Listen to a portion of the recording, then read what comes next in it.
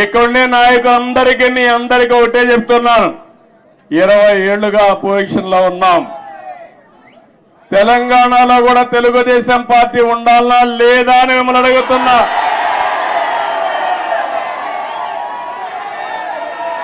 తెలుగు వారి ప్రయోజనాల కోసం తెలుగుదేశం పార్టీ ఉండాలనా లేదా అని మిమ్మల్ని అడుగుతున్నా.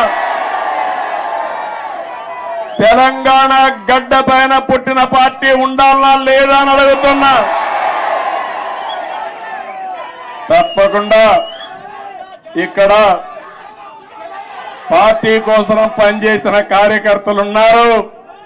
తొందరలోనే పార్టీని రీస్ట్రక్చరింగ్ చేస్తాం. మళ్ళా యువకుల్ని ప్రోత్సహిస్తాం, యువ రక్తాన్ని ఎక్కిస్తాం, చదువుకున్న వ్యక్తులందరినీ కూడా తీసుకొస్తాం. నేను ముందే విధంగా అయితే ఆలోచించానో ఇప్పుడు టెక్నాలజీ కూడా వచ్చింది కాబట్టి ఆంధ్రప్రదేశ్ ఒక విధానం, తెలంగాణ ఇంకొక విధానంతో ఆలోచించి ప్రత్యేకమైన శ్రద్ధ పెట్టి ఒక మంచి పార్టీని అభివృద్ధి చేద్దాం. ఇక్కడ తెలుగుదేశం